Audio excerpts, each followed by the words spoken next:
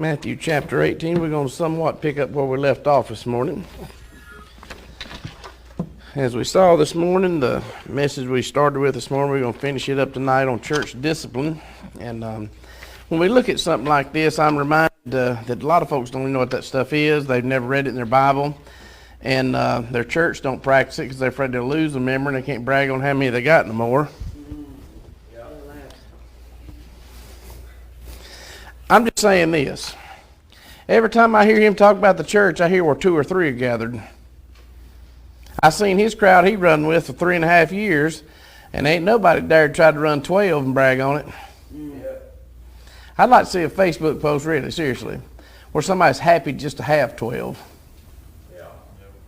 Because I heard somebody say a long time ago that Charles Spurgeon or somebody had a big old church, and some guy come in and said, I want to know how you get all these people. And he said, son, go back and be responsible to God for the ones he gave you and quit worrying about somebody else. And I think that's a wise saying right there, because a lot of folks are trying to figure out how to run 300 and they can't even pray for 3. Oh, Rev, you up in our shower now?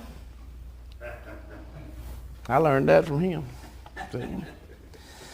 So we talked about the areas of church discipline. We saw in verse 15 the problem. That's when we got a sinning minister, a sinning member, sinning missionary that's not doing right. And I'm not talking about making mistakes. I'm talking about out and out living in open sin.